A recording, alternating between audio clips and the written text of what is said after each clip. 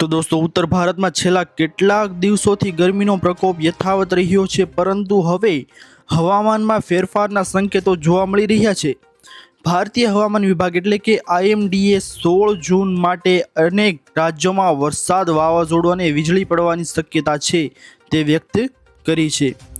આજરોજ 16 જૂનના રોજ ગરમીનો પારો છે તે થોડો ઓછો રહેશે, પરંતુ ઘણી જગ્યાએ વરસાદ, વાવાઝોડું અને વીજળી પડવાની સંભાવના છે તે IMD દ્વારા જણાવવામાં આવેલી છે।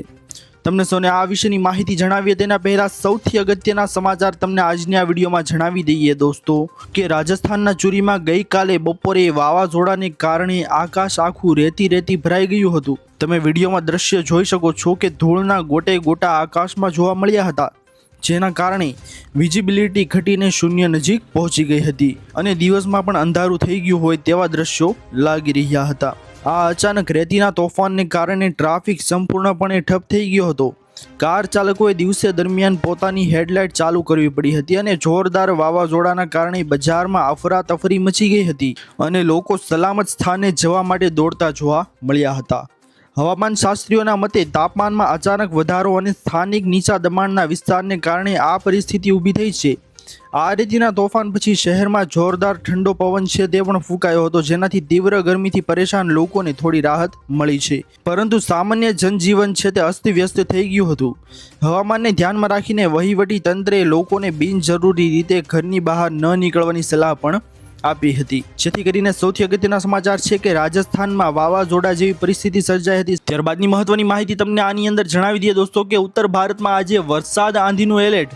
સોમવારે ઉત્તર ભારતના ઘણા વિસ્તારોમાં વાવાઝોડું અને હળવો વરસાદ નોંધાયો હતો, જેના કારણે લોકોને તાપમાનમાં થોડી રાહત મળી હતી। આજે પણ અનેક વિસ્તારોમાં આવી સ્થિતિ છે તે રહેવાની શક્યતા રહેલી છે। દિવસ દરમિયાન ગરમી અને ભેજનું પ્રમાણ વધારે રહેશે, જ્યારે સાંજના સમયે પવન સાથે વરસાદી ઝાપટા પડી શકે છે।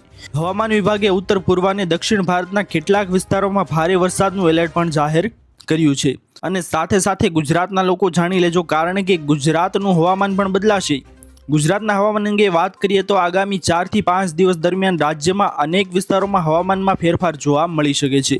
અરબી સમુદ્રમાં સક્રિય બનેલી હવામાનની પ્રણાલીના કારણે ગુજરાતના દરિયાકાંઠા નજીકના વિસ્તારોમાં ચોમાસું આગળ વધવા માટે અનુકૂળ પરિસ્થિતિ સર્જાઈ રહી છે।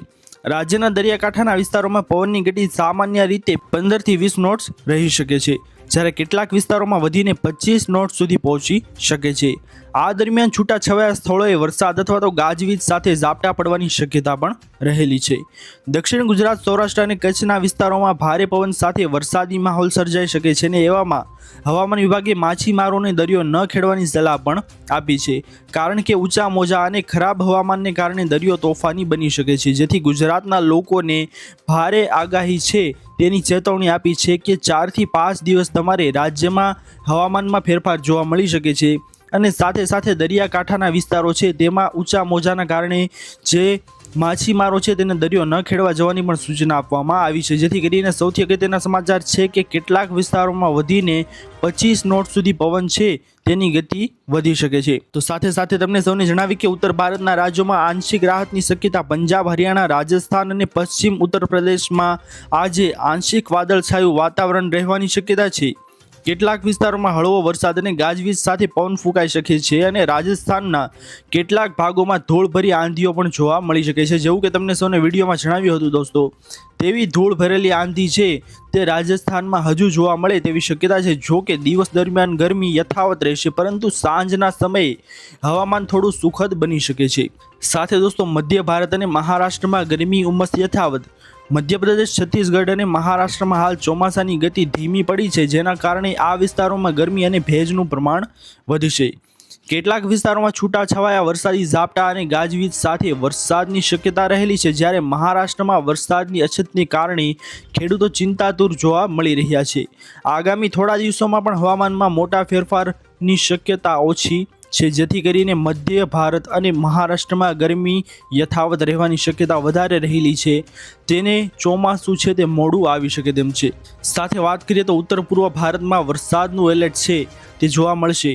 ઉત્તર પૂર્વીય રાજ્યોમાં ચોમાસું સંપૂર્ણપણે સક્રિય થઈ ગયું છે, જેમાં બિહાર, ઝારખંડ, પશ્ચિમ બંગાળ, સિક્કિમ, આસામ અને અરુણાચલ પ્રદેશમાં ભારેથી અતિ ભારે વરસાદની આગાહી કરવામાં આવી છે। અનેક વિસ્તારોમાં ગાજવીજ સાથે તેજ પવન ફૂંકાઈ શકે છે અને સતત વરસાદને કારણે નીચાણવાળા વિસ્તારોમાં પાણી ભરવાની સ્થિતિ પણ સર્જાઈ શકે છે, જેથી કરીને આ રાજ્યો છે તેમના માટે સૌથી અગત્યના સમાચાર આવી રહ્યા છે કે તેમાં ચોમાસું ઓલરેડી ચાલુ થઈ ગયું છે અને ભારે વરસાદનું એલર્ટ પણ જાહેર કરી દેવામાં આવ્યું છે. સાથે દક્ષિણ ભારતના તટીય વિસ્તારોમાં ચોમાસું છે તે જોરદાર રહેશે, જેમાં કેરળ, તમિલનાડુ, કર્ણાટક અને આંધ્રપ્રદેશના દરિયાકાંઠાના વિસ્તારોમાં ચોમાસું સંપૂર્ણ રીતે સક્રિય છે. આજે આ વિસ્તારોમાં ભારે વરસાદ, વીજના કડાકા અને તેજ પવનોની શક્યતા છે અને ખાસ કરીને કેરળ અને તમિલનાડુના કેટલાક જિલ્લાઓમાં અતિ ભારે વરસાદ છે તે પડી શકે છે. સ્થાનિક વહીવટી તંત્રને પણ સતર્ક રહેવાની સૂચના આપી દેવામાં આવી છે અને દિલ્હી NCRમાં વાદળછાયું વાતાવરણ અને વરસાદી ઝાપટા છે તે રહેશે. દિલ્હી NCRમાં આજે આંશિક વાદળછાયું વાતાવરણ રહેવાની શક્યતા છે. કેટલાક વિસ્તારોમાં હળવો વરસાદ અથવા તો બૂંદાબાંદી થઈ શકે છે. ગાજવીજ સાથે તેજ પવન ફૂંકાવાની પણ આગાહી કરવામાં આવી છે અને દિવસનું મહત્તમ તાપમાન આશરે 39 ડિગ્રી સેલ્સિયસ અને લઘુત્તમ તાપમાન 28 ડિગ્રી સેલ્સિયસ આસપાસ રહેવાની શક્યતા છે. દક્ષિણ પશ્ચિમ દિશાના પવનો સક્રિય રહેતા લોકોને ગરમીમાંથી થોડી રાહત મળી શકે છે, જેથી કરીને સૌથી અગત્યના સમાચાર આવી રહ્યા છે દોસ્તો કે લોકોને હવે ગુજરાતની અંદર 4 થી 5 દિવસની આગાહી આપવામાં આવી છે અને સાથે સાથે દોસ્તો ભારે પવન છે તે પણ ગુજરાતની અંદર ફૂંકાઈ શકે છે. એવામાં દોસ્તો ક્યાં આગાહી કરવામાં આવી નથી, જો કે ઘણા એવા વિસ્તારો છે, મહારાષ્ટ્ર છે અને મધ્ય ભારતના વિસ્તારો છે તેમાં ચોમાસું છે તે થોડું લેટ આવશે, પરંતુ ઓલરેડી ચોમાસું છે તે બિહાર, ઝારખંડ, પશ્ચિમ બંગાળ, સિક્કિમ, આસામ, અરુણાચલ પ્રદેશમાં ભારેથી અતિ ભારે વરસાદની આગાહી હવે કરવામાં આવી છે અને તટીય વિસ્તારોમાં છે તે જોરદાર ચોમાસું રહેવાનું છે, જેમાં કેરળ, તમિલનાડુ, કર્ણાટક અને આંધ્રપ્રદેશના દરિયાકાંઠાના વિસ્તારોમાં ચોમાસું સંપૂર્ણ રીતે સક્રિય રહેશે. જેથી કરીને સૌથી અગત્યના મહત્વના સમાચાર તમારા લોકો માટે આવી રહ્યા છે દોસ્તો. આશા કરું છું દોસ્તો કે આપ સૌને આજના સમાચાર છે તે પસંદ આવ્યા હશે. જો પસંદ આવ્યા હોય દોસ્તો તો વિડીયોને લાઇક કરવાનું ભૂલતા નહીં. ચેનલ પર નવા આવ્યા હો તો અમારી YouTube ચેનલને સબસ્ક્રાઇબ કરી અને બાજુમાં આપેલા બેલ આઇકનને પણ પ્રેસ કરી દેજો, જેના લીધે આવી જ મહત્વની માહિતી આપ સૌને આ ચેનલના માધ્યમથી મળતી રહે. દોસ્તો મળી આવ્યા પછીના વિડીયોમાં, ત્યાર સુધી જય હિન્દ, વંદે માતરમ.